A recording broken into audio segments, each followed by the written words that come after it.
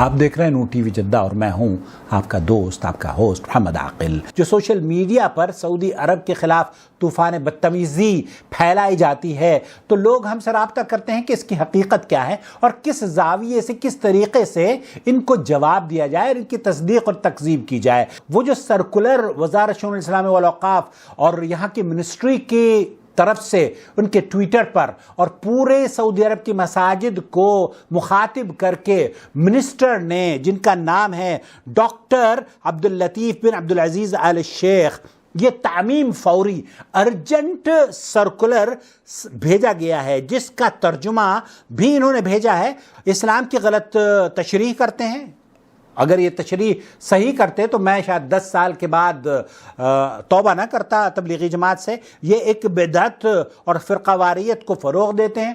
اور نمبر 4 یہ کہ سعودی عرب کی مملکت میں متعصب گروہوں بشمول تبلیغی اور دعوتی گروپ سے وابستگی ممنوع ہے۔ حقیقت یہی ہے کہ سعودی عرب میں اس طرح کی وابستگی کو پسند نہیں کیا جاتا جو کہ ہندوستان اور پاکستان کی تنظیموں میں ہے، چاہے وہ فلانے ڈاکٹر کی ہو، فلانے انجینئر کی ہو اور فلانے برادر کی ہو اور فلانے اس کی اسکالر کی ہو۔ میرے سامنے آل سعود کی دجالی حکومت کا ایک نیا فرمان ہے۔ اسلامک امور کی وزارت کی طرف سے یہ فرمان جاری کیا گیا ہے۔ اسلامک افیئرز کی جو منسٹری ہے اس کی طرف سے یہ حکم نامہ جاری کیا گیا ہے، اور اسلامی افیئرز کے منسٹر ڈاکٹر عبداللطیف آل شیخ ہیں۔ انہوں نے جو نیا فرمان جاری کیا ہے وہ یہ فرمان ہے، جو لوگ عربی جانتے ہیں، مدارس کے استاد ہیں، مدارس کے طالب علم ہیں، مدارس کے ذمہ داران ہیں، ان کے سامنے یہ فرمان کا متن موجود ہے۔ اور سعودی حکومت کی طرف سے جو بیانات سامنے آتے رہے ان میں حسن البنا کو دہشت گرد کہا گیا، سید قطب کو تو بڑے شد و مت سے دہشت گرد قرار دیا گیا، مولانا مودودی کو دہشت گرد قرار دیا گیا، مولانا ابو الحسن علی حسنی ندوی کو دہشت گرد قرار دیا گیا۔ تو یہ سارے افراد یا عظیم شخصیات دہشت گرد، اور ان کی جماعتیں مثلا جماعت اسلامی دہشت گرد، اخوان المسلمین دہشت گرد۔ ایک بیچاری تبلیغی جماعت رہ گئی تھی، ایک ایسی بے ضرر سی جماعت جس کو یا تو فکر ہوتی ہے قبر کی اور یا عالم بالا کی، جو نہ سیاست میں پڑتی ہے اور نہ کوئی اور مسئلہ چھیڑتی ہے۔ اس نے اپنے کو بالکل وقف کر رکھا ہے آخرت کے لیے اور جنت کی تمنا اور دوزخ سے بچنے کی دعا، یہی اس کا مشن ہے۔ اس کو بھی نہیں چھوڑا گیا۔ اب نوبت یہاں تک پہنچی کہ اسلام کی تعلیم نہ ہو سکے، تبلیغ نہ ہو سکے، دعوت کا کام نہ ہو سکے۔ جو مسجد سے باہر ہے رقص و سرود کی محفلوں میں اور بدماشیوں میں اور جرائم میں، انہیں مسجد نہ لایا جا سکے۔ اس کے لیے تبلیغی جماعت پر نہ صرف پابندی لگائی گئی، پابندی 1980 میں لگا دی گئی تھی، میں اس وقت وہاں موجود تھا اور میرے سامنے ہی یہ واقعہ ہوا کہ اسلامی تنظیموں پر پابندی لگائی گئی تھی۔ جب مہدی کا ظہور ہوا تھا، وہ مہدی بھی سلفی تھا، سلفیوں میں سے ایک مہدی ظاہر ہوا تھا، اور یہ 1400 کی بات ہے اور 1980 کی بات ہے، اور مجھے اس کے تمام واقعات معلوم ہیں اور میں نے تفصیل کے ساتھ روز بروز کی خبروں کو نوٹ کیا ہے۔ تو اس کے ظہور کے بعد تمام اسلامی جماعتوں پر، تمام تنظیموں پر پابندی لگا دی گئی تھی، لیکن اس وقت سے پابندی ایسی تھی کہ گویا ایک سیاسی فیصلہ ہے۔ لیکن اب یہ فیصلہ چونکہ سینچری ڈیل کی روشنی میں ہو رہا ہے، جو صفقۃ القرن ہے، جو صدی کا معاہدہ ہوا ہے اسرائیل کے ساتھ، جس معاہدے کی اب مختلف شکلیں سامنے آتی چلی جا رہی ہیں۔ آج کے کوسچنز کے باقاعدہ آنسر دینے سے پہلے میں ایک بہت بڑا کرٹیکل ایشو ہے جو یہ پچھلے 2-3 دن میں منظر عام پہ آیا ہے اسے ڈسکس کر لوں، تبلیغی جماعت کے حوالے سے۔ اب اس کی ایتھینٹسٹی کیا ہے وہ تو ہمارے علم میں نہیں ہے، لیکن اوورآل چونکہ کافی زیادہ علماء کرام نے بھی اس کے اوپر ڈسکشن کی ہے تو لگتا ہے ایسا ہی ہے کہ تبلیغی جماعت کے حوالے سے جو سوشل میڈیا کے اوپر ایک خبر گردش کر رہی ہے وہ ٹھیک ہی ہوگی۔ جو حرمین شریفین میں یعنی سعودی عرب کے اندر آفیشلی ان کی گورنمنٹ کی طرف سے تبلیغی جماعت کے اوپر پابندی لگائی گئی ہے، تو ہم ڈنکے کی چوٹ پہ اس کی مخالفت کرتے ہیں۔ بالکل غلط ایٹیچیوڈ ہے۔ یہی وجہ ہے کہ ہم لوگ ہمیشہ اس پلیٹ فارم سے ڈیموکریسی کو سپورٹ کرتے ہیں۔ جمہوریت جتنی بھی ٹوٹی پھوٹی ہو، بہرحال وہ ڈکٹیٹرشپ سے، بادشاہت سے، ملوکیت سے، کنگ شپ سے جو ہمارے عرب ملکوں میں ہے بہت بہتر ہے۔ کم از کم فریڈم آف ایکسپریشن تو ہوتا ہے، اور قرآن حکیم میں اس کا حکم بھی ہے۔ اس حوالے سے میں مغربی جمہوریت کی بات نہیں کر رہا، اسلامک ڈیموکریسی کی۔ وَأَمْرُهُمْ شُورَى بَيْنَهُمْ، اہل ایمان کی اللہ نے نشانی بتائی ہے کہ ان کے آپس کے کام مشورے سے طے ہوتے ہیں، اور مشورہ اتنا اہم ہے کہ اللہ کے محبوب صلی اللہ علیہ وآلہ وسلم بھی صحابہ کرام کے مشورے کے ساتھ چلا کرتے تھے، حالانکہ ان کو تو وحی کی تائید بھی حاصل تھی۔ غزوہ احد کے موقع پر جب چند اصحاب کی نافرمانی کے سبب فتح واضح شکست میں بدل گئی، اور قرآن حکیم میں باقاعدہ کم از کم 60 آیات میں سورہ آل عمران کے اندر اس کے اوپر اللہ تعالیٰ کی طرف سے کمنٹری بھی آئی، اس میں بھی آپ دیکھیں اللہ تعالیٰ نے یعنی صحابہ کرام کی اس غلطی کو معاف کرنے کے بعد نبی صلی اللہ علیہ وآلہ وسلم کے بارے میں اسپیسیفکلی فرمایا کہ اگر آپ تند مزاج ہوتے تو یہ صحابہ کا گروہ آپ سے الگ ہو جاتا، یعنی یہ آپ کے اخلاقیات ہیں کہ یہ آپ کے ساتھ اٹیچ ہے، اور اس کا سٹارٹ بڑے پیارے انداز میں کہ یہ اللہ کی رحمت ہے کہ تم ان کے لیے نرم دل ہو، اللہ نے اسے بھی اپنی طرف منسوب کیا، ورنہ تو یہ آپ کا ساتھ چھوڑ جاتے۔ بہرحال اب جو کچھ ہوا اس کے بعد جو ہے ان سے عفو درگزر کا معاملہ فرمائیں، اور نیکسٹ بھی اپنے مشوروں میں انہیں شامل رکھیں، یعنی جن کی وجہ سے سارا مسئلہ خراب ہوا کہا کہ انہیں بھی مشورے میں شامل رکھنا ہے۔ ویسے بھی آپ احادیث میں بھی دیکھ لیں، ہم کسی بھی راوی کے اوپر جب جرح کرتے ہیں تو ہم کہتے ہیں کہ جمہور محدثین کے ہاں یہ راوی کمزور ہے، ضعیف ہے یا متروک ہے، تو وہاں تو جمہوریت سارے مان رہے ہوتے ہیں، یعنی میجورٹی کے ہاں۔ اسلامک ڈیموکریسی میں اور جو ویسٹرن ڈیموکریسی میں فرق یہ ہے کہ ہم یہ کہتے ہیں کہ ڈیموکریسی حلال کے دائرے کے اندر اندر ہوگی، جیسے ہی حرام کا معاملہ ہوگا نا پھر ہم ڈیموکریسی کو نہیں دیکھیں گے بلکہ دیکھیں گے کتاب و سنت میں ہمارے لیے کیا گائیڈ لائنز موجود ہیں۔ مثلا کہیں پر اگر کوئی افطار پارٹی کا انتظام ہے تو کتاب و سنت کی روشنی میں آپ افطار میں شراب تو سرو نہیں کر سکتے، خنزیر کا گوشت تو سرو نہیں کر سکتے کیونکہ یہ تو حرام ہے، لہذا اس پہ کوئی جمہور کی رائے نہیں لی جائے گی کہ اکثریت کہہ دے کہ شراب سے روزہ افطار کرنا ہے تو جائز ہو جائے گا، نہیں، یہ حرام والا معاملہ ہے۔ ہاں حلال میں تو ہم بھی جمہور کی رائے دیکھتے ہیں، جب کبھی مشورہ ہوتا ہے کہ جناب افطار میں کیا رکھنا ہے، ہم نے روح افزا سرو کرنا ہے یا ہم نے بوتلوں کے ذریعے افطار کروانا ہے یا کھجور پہ ہی اکتفا کرنا ہے، کھانے کا مینیو جو ہے وہ روٹی سالن رکھنا ہے یا چاول ہو، بریانی ہو یا پلاؤ ہو، یہ سب کچھ ہم مشورے سے ہی طے پاتا ہے نا، اس میں میجورٹی کی رائے دیکھی جاتی ہے، تو وہ حلال کے دائرے میں ہوتی ہے۔ یہی اسلامک ڈیموکریسی ہے، تو یہ بہت بڑی نعمت ہے۔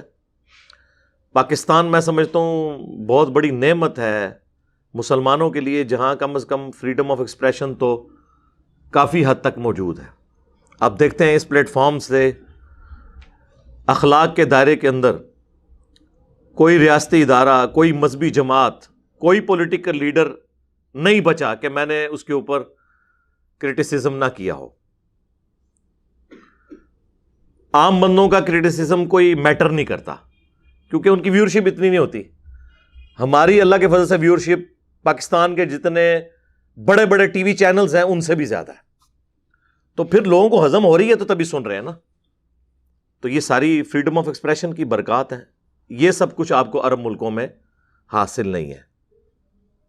اور اب تبلیغی جماعت کے اوپر انہوں نے پابندی لگائی، اس حوالے سے میں ایک تھوڑی سی کلیریفیکیشن آپ کو دے دوں۔ تبلیغی جماعت پہ یہ پابندی جو لگی ہے یہ کوئی آج کی پابندی نہیں ہے، 1980s میں 8 سے 40 سال پہلے ہی تبلیغی جماعت پہ باقاعدہ طور پہ سعودی عرب میں پابندی ہے۔ اس وقت جو مفتی اعظم سعودیہ تھے انہوں نے باقاعدہ ریٹن میں فتویٰ دیا تھا کہ ان کی کتاب میں جو تعلیمات ہیں وہ قرآن و سنت کے منافی ہیں۔ وہ تو بالکل ٹھیک ہے، اس میں کئی چیزیں ہیں، ہماری بھی ریزرویشن ہے، اس کو میں تھوڑا بہت ڈسکس بھی شاید کر دوں اینڈ پہ، وہ الگ بات۔ ان زمانوں میں دیوبند علماء کا لکھا ہوا قرآن کا ترجمہ اور تفسیر دی جاتی تھی، محمود الحسن دیوبندی صاحب کی، لیکن جب پاکستان سے اہل حدیث علماء نے اس کی کچھ غلطیاں ہائی لائٹ کی تو انہوں نے اس کے اوپر پابندی لگا کے پھر پاکستان کے ایک اہل حدیث عالم ہیں، کچھ عرصہ پہلے ہی فوت ہوئے ہیں، 95 ایئرز کی ایج میں آلموسٹ، صلاح الدین یوسف صاحب، اللہ تعالیٰ ان کی غلطیوں سے درگزر فرمائے، انہیں نیک کاموں کا اجر عطا فرمائے۔ تو انہوں نے ایک بڑا اچھا قرآن کا ترجمہ، وہیں سعودیہ میں آپ کو مسجد نبوی میں، بیت اللہ شریف میں آپ کو وہ اردو زبان میں وہی نظر آئے گا پڑھا ہوا۔ دارالاسلام پبلیکیشن جو پاکستان کا ایک ادارہ ہے، جو دنیا میں اس وقت سب سے بڑا ادارہ ہے کتابیں چھاپنے والا، اردو زبان میں، انگلش زبان میں، اس کے لیول پہ صرف ایک دارالکتب العلمیہ ہے بیروت کا، باقی اوورال دارالاسلام کا کام بہت بڑے لیول کا ہے۔ پاکستان کے ہی وہ اس کے آنر ہیں، اہل حدیث عالم دین ہیں، عبد المالک مجاہد صاحب گجرانوالہ کے۔ اس وقت انہوں نے اپنا ہیڈ آفس بھی ریاض سعودیہ میں بنایا ہوا ہے۔ ایون سعودی عرب کی لائبریریز میں بھی آپ کو دارالاسلام کی چھپی ہوئی کتابیں نظر آئیں گی۔ یہ میرے ٹیبل پہ بھی جو کتابیں رکھی ہوئی ہیں عربی، بخاری، مسلم، ابو داؤد، ترمذی، نسائی، ابن ماجہ، یہ دارالاسلام کی ہیں۔ تو وہ اس کے آپ سمجھ لیں سب سے بڑے ایڈوائزر کے طور پہ بھی تھے، پوری زندگی انہوں نے جاب اسی میں کی۔ دارالاسلام نے ان کا وہ ترجمہ احسن البیان پرنٹ کیا تھا، اسی کے رائٹس پھر لیے سعودیہ والوں نے، شاہ فہد پرنٹنگ پریس والوں نے، اور وہ حاجیوں کو مفت دیا جاتا ہے، ایٹ لیسٹ حج کرنے کے لیے جو لوگ جاتے ہیں وہاں پہ بھی اندر رکھے ہوتے ہیں، وہاں سے بھی آپ کو مفت مل سکتا ہے تھوڑی سی کوشش کرنے سے۔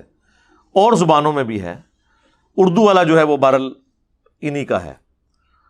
تو وہ انہوں نے شروع کر دیا۔ تبلیغی جماعت پہ اس وقت پابندی لگ گئی تھی، تبلیغی جماعت کو سعودیہ کی کسی مسجد میں درس دینے کی اجازت 8 سے نہیں 40 سال پہلے سے نہیں ہے۔ پہلے آلموسٹ یہ 60 سال تک وہاں کام کرتے رہے ہیں۔ تبلیغی جماعت 1926 میں بنی تھی، یعنی ابھی 100 سال اسے مکمل نہیں ہوئے۔ اس وقت سے لے کر 80s تک سعودیہ میں اجازت تھی، ان کو اوپنلی مساجد کے اندر جماعتیں جاتی تھی۔ یہ جو آپ سنتے ہیں نا کہ تبلیغی جماعت پہ پابندی لگی ہے، یہ اب ذرا بڑے لیول کی پابندی ہے، کیونکہ وہ جو پرانی پابندی تھی اس میں مساجد میں تو وہ درس و بیان کا سلسلہ نہیں کر سکتے تھے، لیکن حج کے موقع پر منا کے خیموں کے اندر فضائل اعمال کا درس، اندازہ کریں یار، منا کے خیموں میں قرآن ترجمے سے پڑھنے کی بجائے وہ فضائل اعمال کا درس ہو رہا ہوتا تھا۔ میں نے خود اٹینڈ کیا 2007 میں جب میں حج کے لیے گیا، تو وہ اجازت تھی۔ اسی طریقے سے ہوٹلوں کے اندر اور گھروں کے اندر یہ سلسلہ چل رہا تھا۔ لیکن آپ سمجھ لیں جس طرح ہمارے یہاں پہ ہو جاتا ہے نا کہ کل عدم ڈکلیئر ہو جائے کوئی جماعت، تو وہ چھپ کے بھی کوئی ایکٹیویٹی نہیں کر سکتی۔ تو اب آلموسٹ انہوں نے اس کو یہ درجہ وہاں پہ دے دیا ہے۔ غلط ایٹیچیوڈ ہے، اس کی ریزن کوئی بھی ہو۔ بعض لوگ اسے وہ طالبان کے انقلاب کے ساتھ جوڑ رہے ہیں کہ وہ کہیں ایکسپورٹ نہ ہو جائے سعودیہ میں، یہ ان کو خطرہ لگا ہے کہ تبلیغی جماعت کے ذریعے طالبان آ کے یہاں سے ہماری کنگ شپ نہ چھین لیں۔ ملوکیت میں یہ تو ڈر لگا رہتا ہے، جب عوامی حکومت نہ ہو، ڈنڈے کے زور پہ ہو، تو وہ اسے مقبولیت تو حاصل نہیں ہوتی۔ پہلے ان کو خطرہ جو ہے وہ صدام حسین سے تھا، اس سے پہلے خطرہ ان کو امام خمینی سے تھا، اور اب طالبان سے خطرہ لگ گیا، کبھی داعش سے لگ جاتا ہے۔ تو یہ بھی ایک بڑی جو انڈکلیئرڈ ریزنز ہیں نا، ان میں سے ایک یہ ہے کہ شاید وہ نہ۔ یہ بات ٹھیک ہے کہ تبلیغی جماعت چونکہ اس کے روٹس دیوبند سے ہیں، تو دیوبندیوں کی جتنی بھی نان اسٹیٹ ایکٹرز سمجھ لیں جماعتیں ہیں نا، وہ اپنے کرتوتوں کو چھپانے کے لیے تبلیغی جماعت کو شیلٹر کے طور پر یوز کرتی ہیں۔ اس میں تبلیغی جماعت کا قصور نہیں ہے، وہ لوگ کرتے ہیں۔ ایون پاکستان میں بھی آپ دیکھیں، چونکہ تبلیغی جماعت کے لیے پورے ملک میں ایک سافٹ کارنر پایا جاتا ہے ان کی کنٹریبیوشنز کی وجہ سے، تو ہمارے کے پی سے جو ڈرگز ہیں ان کی اسمگلنگ بعض اوقات تبلیغی جماعت میں گھسے ہوئے لوگ، تبلیغی جماعت کی وجہ سے نہیں ہو رہا ہوتا، لیکن وہ اس کو یوز کرتے ہیں، اور اس طریقے سے۔ اور یہ فرسٹ ہینڈ نالج میرے پاس موجود ہے ایجنسیز کی طرف سے۔ یہ نہیں کہ میں ایجنسیوں کا بندہ ہوں، مجھے تنگ بھی بہت ہیں وہ، تو بہرحال میرے پاس چونکہ فرسٹ ہینڈ نالج ہوتا ہے کہ یہ اس طرح، وہ جب اس طرح دہشت گرد چھپے ہوتے ہیں تو بعض اوقات وہ رائے ونڈ سے ملتے ہیں، یا رائے ونڈ سے انہوں نے تشکیل کوئی کسی وزیرستان کے علاقے میں کروائی ہوتی ہے، لیکن وہ رائے ونڈ والوں کو تو بیچاروں کو پتہ ہی نہیں ہوتا، اور وہ ویسے بھی کوئی 8 سے 1000 سال پہلے کی زندگی گزار رہے ہیں، نہ وہاں پہ آپ کو کوئی موبائل فون کی وہ اجازت ہے، نہ انہوں نے کوئی الیکٹرانک ریکارڈ مینٹین کیا ہوا ہے کمپیوٹرز میں، وہی پرانے رجسٹر ان کے چل رہے ہیں۔ اور ایون سپیکر میں نماز نہیں ہوتی، تقریریں سپیکر میں ہوتی ہیں، دعا سپیکر میں ہوتی ہے، نماز جو ہے وہ سپیکر میں نہیں ہوتی، یہ مکبرین کھڑے کیے ہوئے ہیں. تو مغرب اور عشاء کی نماز بھی پرائیویٹ میں اسی طریقے سے ہے جس طرح ظہر اور عصر کی نماز ہے. امام کی آپ کو قرات کی آواز آتی ہی نہیں ہے. آلموسٹ آپ سمجھ لیں ایک وقت میں 70-80 ہزار لوگ تو عام دنوں میں وہاں پہ اس مسجد میں موجود ہوتے ہیں. یعنی پاکستان میں سب سے بڑی گیدرنگ نماز کی جو ہے وہ رائیونڈ کی مسجد میں ہوتی ہے عام دنوں میں. میں اجتماع کے دنوں کی بات نہیں کر رہا، بلکہ اگر میں عام دنوں میں یہ دعویٰ کروں نا کہ حرمین شریفین سے بھی زیادہ لوگ رائیونڈ میں ہوتے ہیں تو یہ میرا دعویٰ غلط نہیں ہوگا. ہاں، اتنی زیادہ دنیا وہاں پہ نماز پڑھ رہی ہوتی ہے. تو یہ یعنی حج عمرے کو اگر آپ چھوڑ دیں نا، عمرے پہ جن دنوں میں پابندی ہوتی ہے تو آپ دیکھ لیں حرم مکہ میں کتنے بندے نماز پڑھ رہے ہوتے ہیں، اس سے زیادہ ہوتے ہیں وہاں پہ. تو وہ تو حج عمرے کی وجہ سے لوگ چلے جاتے ہیں نا، یہ تو نہیں کہ پورا سعودیہ جو ہے وہ مکے میں ہر وقت بیٹھا ہوتا ہے. یہ یہیں سے بات کی جا سکتی ہے کہ جی ہم ہوتے تو وہیں پہ ہوتے، ایسے نہیں ہوتا. تو تبلیغی جماعت پہ انہوں نے پابندی اس وقت ہی لگائی تھی، وہ اس طرح ایکٹیویٹیز پرفارم نہیں کر سکتے تھے. اب خیر ان کو یہ خطرہ لگ گیا کہ شاید کوئی طالبان کا انقلاب امپورٹ نہ ہو جائے تو ہم اسے وہاں سے ایکسپورٹ ہو کے یہاں نہ پہنچ جائے، تو پابندی لگا دیں تاکہ آسانی ہو جائے. لیکن یہ وہ ریزنز نہیں ہے جو وہ بتا رہے ہیں. وہ تو کہہ رہے ہیں کہ جی ان کی تعلیمات شرک اور بدعت کے اوپر مبنی ہیں. تو میرے بھائی وہ تو پہلے سے سب کو پتا ہے کہ ان کی کتاب کے اندر کیا کچھ لکھا ہوا ہے، وہ تو پہلے نہیں تھا آپ کو پتا. تو یہ خام خواہ ایمی بہانے بنا رہے ہیں. اصل وجہ پیچھے پولیٹیکل کوئی ریزنز ان کی اپنی ہیں، اس کی وجہ سے وہ کر رہے ہیں. تو غلط ایٹیچیوڈ ہے. میں تو یہ نہیں کہتا صرف کہ تبلیغی جماعت سے پابندی اٹھائی جائے، میں تو کہتا ہوں اگر دیوبند کی تبلیغی جماعت کو وہاں تبلیغ کی اجازت ہے، بریلویوں کی دعوت اسلامی کو بھی اجازت ہونی چاہیے، اہل حدیث کو بھی اوپنلی اجازت ہونی چاہیے. اہل حدیث کو بھی اوپنلی اجازت کوئی نہیں ہے، وہ چند ایک نامینیٹڈ لوگ ہیں وہ جو آپ کو لال رومال والے نظر آتے ہیں. ہر یہ بندہ نہیں کہ لال رومال پہن کے تو وہاں شروع ہو جائے گا، پکڑ لیں گے وہ. ٹھیک ہے. اسی طریقے سے اہل تشیع کو بھی اجازت ہے. اگر کوئی شخص سمجھتا ہے کہ اس کے عقائد بڑے فرم ہیں، کتاب و سنت کے دلائل سے ہیں، تو آپ باقیوں کو موقع دیں، اس میں کیا مسئلہ ہے؟ سب کو اجازت ہونی چاہیے کہ وہ اپنا پوائنٹ آف ویو بیان کریں. ہاں، کوئی آرمڈ کنفلکٹ نہ کرے کہ کوئی اسلحہ اٹھا کے گن پوائنٹ پہ کسی کو منوانے کی کوشش کرے، یہ والی حرکت نہ ہو. باقی تبلیغ کی تو اجازت ہونی چاہیے. مکہ مدینہ انٹرنیشنل سٹیز ہیں مسلمانوں کے لیے، سب کو اجازت دے. اور یہ میں صرف ان کے لیے نہیں کہہ رہا، طالبان بھی افغانستان میں دعوت اسلامی کی جماعتوں کو آنے کی اجازت دیں.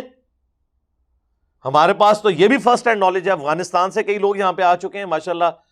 اردو زبان کی برکت سے اللہ تعالیٰ نے انہیں کتاب و سنت کے منہج تک پہنچایا، تو وہ آ کے وہاں بتاتے ہیں وہاں پہ اہل حدیث پہ بھی کوئی اچھا وقت نہیں ہے طالبان کے آنے کے بعد. ان کو اس طریقے سے عام اجازت نہیں ہے، لیکن وہاں پہ بھی ان کو بھی خطرہ یہ ہے کہ اہل حدیث کے اندر داعش کے لوگ چھپے ہوئے ہوں گے، اس وجہ سے ان کا کریک ڈاؤن وہ کر رہے ہوتے ہیں. باقی تو ان میں ٹالرنس اس دفعہ بہت ہے. انہوں نے تو آپ کو پتہ ہے اس دفعہ محرم میں شیعہ کی جو مجالس ہیں ان کو بھی سیکیورٹی پرووائڈ کی ہے، جلوسوں کو سیکیورٹی پرووائڈ کی ہے، لیکن اس طریقے سے عام اجازت بریلویوں کو یا اہل حدیث کو، اہل تشیع کو اس طریقے سے اجازت نہیں ہے. تو اگر وہ یہ چاہتے ہیں کہ تبلیغی جماعت کو اجازت ملے تو انہیں بھی تھوڑا دل کھلا کرنا چاہیے. لیکن تیسری طرف ایران کے اندر جہاں جہاں پہ اہل سنت آباد ہیں وہاں پہ تبلیغی جماعت کو اجازت ہے تبلیغ کرنے کی، ان کی مساجد ہیں. یہاں پہ جھوٹ بولا وجہ وہاں سنیوں کی مساجد ہی نہیں ہے. ایک وہ الجزیرہ ٹی وی کے اینکر ہیں، وہ ایران کے دورے پہ گئے تو ان کی پوری آپ سمجھ لیں ڈاکومنٹری اپلوڈ ہوئی ہوئی ہے یوٹیوب کے اوپر، آپ دیکھیں. وہاں کے جتنے بھی سنی علماء ہیں، ان کے مدارس جتنے بڑے بڑے، وہ سارا انہوں نے وزٹ کروایا. وہ کہتے ہیں میں تو آنے سے پہلے سمجھ رہا تھا مجھے پکڑ لیں گے کیونکہ میں سنی ہوں، لیکن وہاں پہ جتنے سنی علماء تھے وہ بڑے خوش تھے. ایون جو بریلوی ٹائپ عوام ہے وہاں پہ میلاد کے جلوس اور وہ سارے وہ بھی سلسلہ ہوتا ہے، پورا ہفتہ میلاد کا منایا جاتا ہے. اور آپ ٹالرنس کا لیول دیکھیں، شیعہ کے نزدیک جو عید میلاد النبی صلی اللہ علیہ وآلہ وسلم کا دن ہے وہ 17 ربیع الاول ہے. اہل سنت کے نزدیک 12 ربیع الاول ہے. میری اس کے اوپر ویڈیوز ریکارڈ ہیں کہ کتابیں شیعہ کی بھی 12 ہی بتاتی ہیں. اصول الکافی میں 12 ربیع الاول موجود ہے. اہل سنت کے ہاں دلائل النبوہ امام بیہقی کی کتاب کے اندر 12 ربیع الاول موجود ہے. تو اب یہ ایک جھگڑا بنا تھا، تو امام خمینی نے وہ پورا ہفتہ جو ہے نا 10 سے لے کر 20 تک پورا عشرہ ہی میلاد النبی کا ڈکلیئر کر دیا، تاکہ یہ 12 13 14 15 16 17 کا جھگڑا ہی ختم ہو جائے. تو وہ پورا عشرہ منایا جاتا ہے وہاں پہ ربیع الاول کا. باقی وہ میری جو ریزرویشن ہے منانے کے اعتبار سے وہ الگ، میں آپ کو ویسے بتا رہا ہوں کہ کتنی ٹالرنس وہاں پہ موجود ہے. تو بال پاکستان جتنی زیادہ کہیں نہیں ہے، یہ میں آپ کو بتا دوں. ہاں یہاں پہ چاہے پولیٹیکل جماعتوں پہ آپ نے کرٹیسزم کرنا ہو، ریاستی اداروں پہ کرنا ہو، یا کسی مذہبی شخصیت کے اوپر، کافی حد تک آزادی ہے الحمدللہ، اور یہ پازیٹیو چیز ہے. اسی کی برکات وقت کے ساتھ ظاہر ہوتی ہیں. ادروائز اگر آپ اس طرح فریڈم آف ایکسپریشن کو دبا دیں گے تو اس کا نقصان ہی ہوگا. تو تبلیغی جماعت کے اوپر جو پابندی ہے جی، ہم اسے کنڈیم کرتے ہیں ڈنکے کی چوٹ کے اوپر. یہ کوئی ایٹیچیوڈ نہیں کہ اس طریقے سے آپ زبردستی کسی کے ساتھ کرنے کی کوشش کریں. اور باقی جماعتوں کو بھی اجازت ہونی چاہیے کہ وہ دعوت و تبلیغ کا کام کریں. آپ اگر یہ کہیں گے جی ہمارے نزدیک تو یہ چیز ثابت نہیں ہے، تو ان کے نزدیک ثابت نہیں ہے، تو میرے بھائی یہ تو پھر اینڈ تک معاملہ چلتا رہے گا. آپ قائل کریں انہیں. جس طرح تبلیغی جماعت عرب ملکوں میں فضائل اعمال نہیں پڑھتی، چونکہ وہاں لوگوں کو عربی آتی ہے، وہ یہ کہانیاں ان کی سن نہیں سکتے، تو وہاں انہوں نے سلیبس میں ریاض الصالحین رکھی ہوئی ہے. ریاض الصالحین آج سے آلموسٹ آپ سمجھ لیں 800 سال پہلے ایک کتاب لکھی گئی ہے. امام شرف الدین نووی المتوفی 676 ہجری، اب یہ 1443 ہجری چل رہا ہے، 676 ہجری میں وہ فوت ہوئے ہیں. انہوں نے ریاض الصالحین کتاب لکھی تھی. پاکستان میں دارالاسلام والوں نے 2 جلدوں میں اسے پرنٹ کیا، 1 جلد میں بھی آپ کو مل جائے گی. وہ کتاب بڑی زبردست کتاب ہے.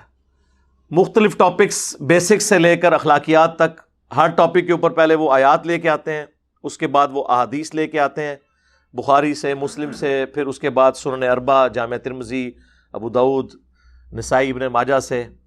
اس طریقے سے مختلف ٹاپکس کے اوپر آپ سمجھیں کہ بنے بنائے نوٹس ہیں. میں علماء سے بھی کہوں گا کہ اگر آپ کو جمعے کی تقریروں کے لیے کوئی کتاب نہ ملے، ریاض الصالحین آپ خرید لیں. اتھینٹک نالج ہے، آپ کے جناب کئی سالوں کے جمعے پار ہیں. ہاں جو یہ آپ کہانیاں سناتے رہتے ہیں، اس کی بجائے آپ آیات آپ کو ویسے تو ڈھونڈنی پڑیں گی کہ اس ٹاپک پہ قرآن میں کہاں آیت ہے. وہاں اتنی انٹلیکچوئل ترتیب کے ساتھ انہوں نے جو ہے وہ اس کے چیپٹرز بنائے ہیں، اور ہر چیپٹر کے آغاز میں آیت لے کے آتے ہیں، اس سے ریلیٹڈ آیات، پھر احادیث لے کے آتے ہیں. اس کے بعد سٹوریاں کوئی نہیں لے کے آتے. احادیث پہلے بخاری مسلم سے، اس کے بعد باقی. یعنی جس طرح مشکات المصابیح لکھی گئی ہے نا، مشکات تو پیورلی حدیث کی کتاب ہے نا، اس میں پلس قرآن کی آیات بھی ہیں. مشکات کے بعد میں یعنی سب سے بیسٹ بک اس حوالے سے اسے سمجھتا ہوں. مشکات ٹاپ پہ اس لیے کہ اس میں زیادہ ٹاپکس کور ہیں. اس میں ٹاپکس اتنے زیادہ نہیں ہیں، لیکن جو بیسک جتنی بھی آپ کی ایک ضروریات دین ہے، آپ کی بیسکس جتنی بھی، وہ اس کے اندر کور ہے. اخلاقیات سے متعلق ہوں، اسی طریقے سے علم الاحکام ہوں، طہارت کے مسائل ہوں، یہ ساری چیزیں اس میں انہوں نے کور کی ہوئی ہیں. تو ریاض الصالحین سے وہاں درس دیتے ہیں. تو سعودیہ والوں کو اگر ان سے ہے تو وہ ریاض الصالحین سے درس شروع کرواتے ہیں. باقی یہ کہنا ہے کہ یہ وہ 3 دن کا سروزہ لگانا، 40 دن کا چلہ لگانا، یہ نبی علیہ السلام سے ثابت نہیں ہے. تو یہ میرے بھائی، یہ تو انتظامی معاملات ہیں. نبی صلی اللہ علیہ وآلہ وسلم سے تو مسجد نبوی میں اور حرم مکہ کے اندر CCTV کیمرے لگانا بھی ثابت نہیں ہے. وہاں پہ وضو خانہ ہے اس طریقے کے بنوانا بھی ثابت نہیں ہے، ماربل لگانا بھی ثابت نہیں. یہ سب انتظامی معاملات ہیں. انتظامی معاملات کو آپ کبھی بھی اس طریقے سے نہیں جوڑتے. علماء کا جو کورس ہے درس نظامی کا، یہ نبی علیہ السلام نے ڈیوائز کیا، یہ صحابہ تابعین نے. انتظامی معاملہ ہے، اس کو خام خواہ ایک بحث بنا دینا. ہاں آپ سلیبس پہ بات کر سکتے ہیں کہ سلیبس کتاب و سنت کے مطابق ہو، وہ تو ہماری بڑی سختی کے ساتھ ریزرویشن ہے ان کے اوپر کہ یار خدا کے لیے اس کتاب سے جان چھڑائیں، فضائل اعمال سے. اس کے مقدمے میں شیخ زکریا کاندلوی خود لکھ رہے ہیں، اور دیکھیں یہ ایک بہت بڑی کرامت ہے کہ انہوں نے خود لکھ دیا ہے. آپ حیران ہوں گے جو کچھ انہوں نے اس میں لکھا ہے. انہوں نے کہا کہ طبیبوں نے یعنی ڈاکٹرز نے کسی بیماری کی وجہ سے، اور وہ بیماری بھی ذہنی تھی، مجھے چند دنوں کے لیے ذہنی کام کرنے سے روک دیا، تو میں نے فرصت کے ان ایام کو غنیمت سمجھا. اور میرے جو شیخ تھے الیاس کاندلوی صاحب، جنہوں نے یہ تبلیغی جماعت بنائی، انہوں نے بڑے عرصے سے مجھے کہا ہوا تھا کہ کوئی تبلیغی نصاب لکھ دو. اس کا پہلے نام تبلیغی نصاب ہوتا تھا. فضائل اعمال، فضائل درود، فضائل حج، یہ سارا اس کا حصہ ہے. اب انہوں نے خیر وہ فضائل اعمال علیحدہ کر دی. تو کہتے ہیں بڑے عرصے سے میں اس کی تکمیل نہیں کر سکا، اب اللہ نے مجھے موقع دیا ہے کیونکہ ڈاکٹروں نے ذہنی کام سے روک دیا. ہاں تو میں نے کہا یہ خالی ایام میں ان کو یوٹیلائز کر کے ایک کتاب کیوں نہ لکھ دوں. یہ کتاب اس وقت لکھی گئی ہے جب ان کو ڈاکٹروں نے دماغی کام سے روک دیا تھا، اور کتاب بھی اس کے اوپر شاہد ہے جو کچھ انہوں نے اس کے اندر لکھا ہے. وہی صوفیوں والی تعلیمات، وہی واقعات کہ جی ایک بزرگ تھے روزانہ 3 قرآن پڑھتے تھے، ایک تھے روزانہ 8 قرآن پڑھ لیتے تھے. پھر لوگ مذاق اڑاتے ہیں، کہتے ہیں جی کرامت ہے. یہ کون سی کرامت ہے میرے بھائی؟ بخاری اور مسلم دونوں میں حدیث ہے، نبی علیہ السلام نے صحابہ سے کہا کہ تم میں کسی میں استطاعت ہے کہ وہ ایک رات میں 1/3 قرآن پڑھ لے؟ صحابہ نے کہا یا رسول اللہ یہ استطاعت کس میں ہوگی سوائے بزرگان دین کے؟ یہ میں بریکٹ میں کہہ رہا ہوں. تو آپ نے فرمایا سورۃ الاخلاص پڑھ لو، یہ 1/3 قرآن کے برابر ہے سورہ اخلاص. یعنی صحابہ کرام ایک رات میں 1/3 قرآن پڑھنے سے عاجز ہیں جیسا کہ قرآن پڑھنے کا حق ہے. تو بابے تو شاہی کوئی نہیں تے بولا گے نا سی بابے کی تو 8 قرآن روزانہ نہ پڑھ لیندے نے. اور کرامت کیا ہے کہ یہ کون سی کرامت ہے؟ صحابہ کرام کو تو ایسی کوئی کرامت حاصل نہیں تھی. تو یہ اس کے اندر لکھا ہوا ہے.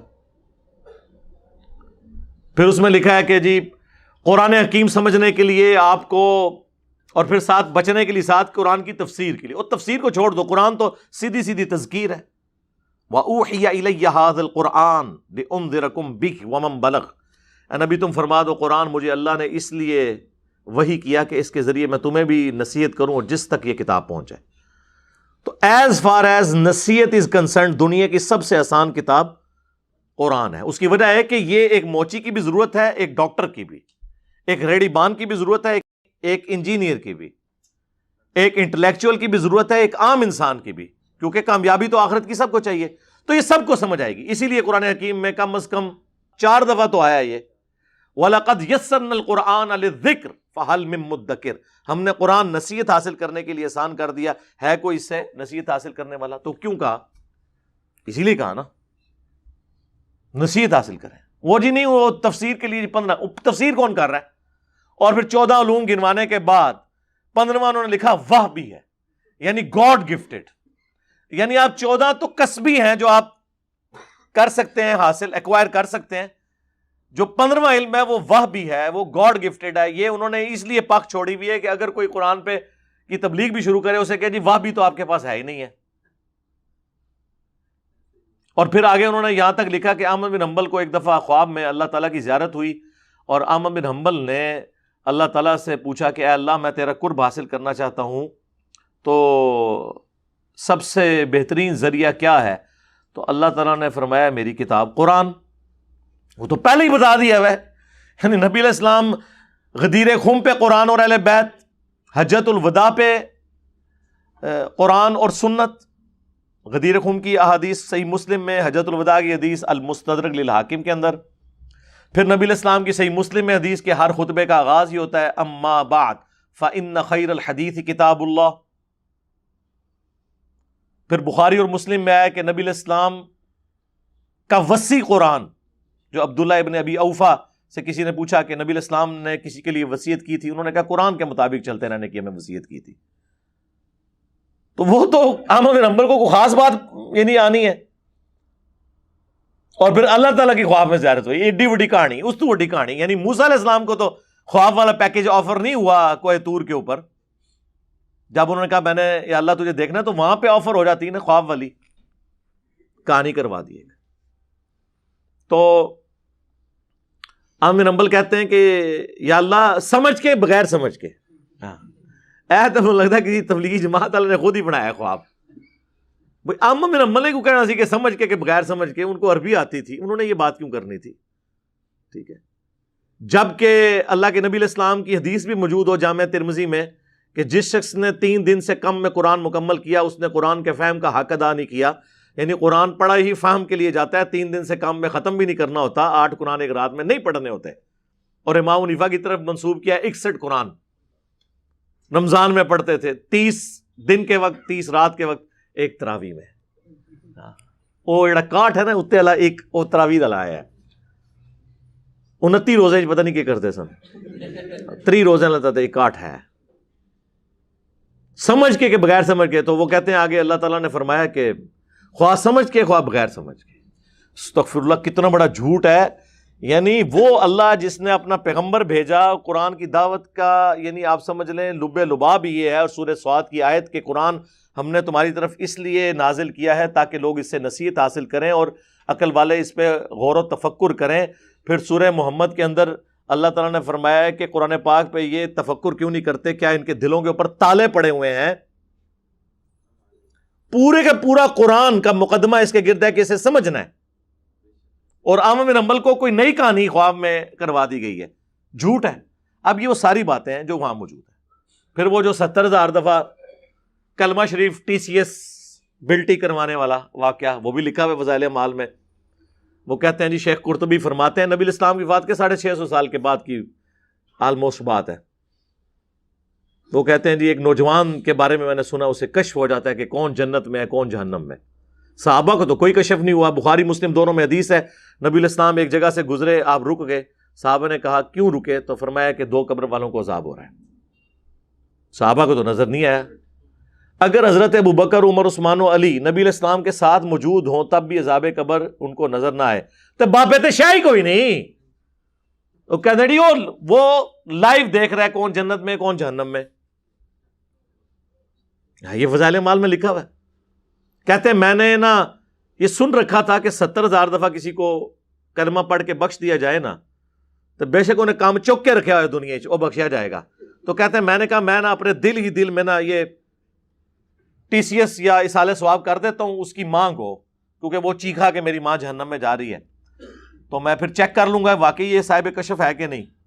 تو کہتے ہیں تھوڑی دیر بعد اس نے مسکرانا شروع کر دیا اور کہا کہ جی میری ماں تک وہ 70,000 دفعہ کلمہ پہنچا ہے, اللہ نے اسے بخش دیا ہے, اب اسے جنت کی طرف لے کے جا رہے ہیں. اور وہ شیخ کہتے ہیں کہ جی اس واقعے سے 2 رزلٹ نکلے. ایک تو مجھے یہ کنفرم ہو گیا کہ 70,000 دفعہ کلمہ پڑھ کے آپ کسی کو بخش دیں تو وہ بخشا گیا پاویں جو مرضی انہیں کیتا. دوسرا وہ جو شخص ہے وہ صاحب کشف ہے, کہانیاں بنا کے لکھی ہوئی ہیں. اور یہاں پہ صحابہ کرام کو عذاب قبر نہیں نظر آ رہا. صحیح مسلم کی حدیث ہے نبی علیہ السلام کچھ پرانی قبروں کے پاس سے پہنچے تو آپ کا وہاں سے گزر رہے تھے تو آپ کا خچر بھی دک گیا تو آپ رک گئے. آپ نے فرمایا ان قبر والوں کو عذاب ہو رہا ہے. اور پھر آپ نے کہا کہ عذاب قبر سے اللہ کی پناہ مانگو. سب نے مانگی. اللہم انا نعوذ بک من عذاب جہنم ومن عذاب القبر ومن فتنة المحیا والممات ومن شر فتنة المسیح الدجال آمین. پھر نبی صلی اللہ علیہ وآلہ وسلم نے فرمایا کہ میں نے ارادہ کیا کہ تمہیں عذاب قبر سنوا دیا جائے, اللہ سے دعا کروں میں. پھر مجھے خطرہ ہوا کہ تم اپنے مردوں کو دفنانا چھوڑ دو گے اگر تم نے عذاب قبر سن لیا. دیکھنا تو دور کی بات ہے سرکار, یہ کہتے ہیں جناب ہم بزرگوں کا سارا کچھ دیکھ لیتے ہیں, سب کہانیاں. ان تمام کہانیوں کے باوجود ریاض الصالحین بیسٹ سلوشن ہے جو آلریڈی انہوں نے امپلیمنٹ کیا ہوا ہے, وہ کریں. تبلیغی جماعت کی اصلاح کوشش کریں. اور میں سمجھتا ہوں مسلمانوں کے لیے نعمت ہے کم از کم ایک عوام الناس تک جو ایک دین کا چھوٹا موٹا کوئی رشتہ ہے وہ قائم ہے تبلیغی جماعت کی برکت سے. اور شکر الحمدللہ ان کی ڈکلیئرڈ پالیسی بھی ہے کہ ہم نے کسی غیر مسلم کو تبلیغ نہیں کرنی, کیونکہ ان کے اندر کمپیٹنسی بھی نہیں ہے. وہ صرف مسلمانوں کو جا کے تبلیغ کرتے ہیں. ان کے وہ 6 نمبر بھی دیکھ لیں تو وہ مسلمانوں کو جگا رہے ہوتے ہیں کہ آپ اللہ کے نبی علیہ السلام کے طریقے کے مطابق چلیں. یہ لادہ بات ہے, سلوگن بڑا اچھا ہے, اللہ کے احکامات کو نبی علیہ السلام کے طریقوں پہ پورا کرنا ہے. بھائی اللہ کے احکامات قرآن میں ہیں, نبی علیہ السلام کے طریقے بخاری اور مسلم میں ہیں. فضائل اعمال فضائل صدقات میں تو بابوں کی کہانی ہے. ہاں روایتیں بھی ہیں تو اتنے درجے کی کمزور روایتیں, صحیح روایتیں بھی ہیں لیکن اس کی چھانٹی کی جائے تو یہ بڑی تھوڑی سی کتاب رہ جائے گی. بہتر ہے اس کو چھوڑ دیں, قرآن ترجمے سے پڑھیں. تو بڑا دکھ ہوتا ہے اس حوالے سے کہ اتنی بڑی جماعت جو ہے وہ ان چیزوں کے ہاتھوں ہائی جیک ہوئی ہوئی ہے. اور میرا خیال ہے جماعتوں کے پھیلنے کی وجہ بھی یہی ہوتی ہے کہ لوگ کہانیوں میں خوش رہتے ہیں. قرآن والی تعلیمات میں تو پھر 78 بندے اکٹھے ہوتے ہیں نا حضرت نوح علیہ السلام کے ساتھیوں کی طرح. وہ پھر کام اتنا بڑا پھیلتا نہیں ہے. اتنی ننگی توحید کون سن سکتا ہے. تو اس لیے میری طرف سے تو اس کی مذمت ہے جو انہوں نے حرکت کی ہے. ساری باقی جماعتوں کو بھی اجازت دیں کہ وہ اپنا پوائنٹ آف ویو لوگوں کے سامنے رکھ سکیں. یہ چند ایک باتیں تھیں جو میں نے آپ کے سامنے لے کے آنی تھی تاکہ یہ ہمارا بھی ایک حصہ اس حوالے سے ڈال جائے. صلو علی محمد و آل محمد. اللہم صلی علی محمد وعلی آل محمد و اصحاب محمد اجمعین الی یوم الدین. آمین.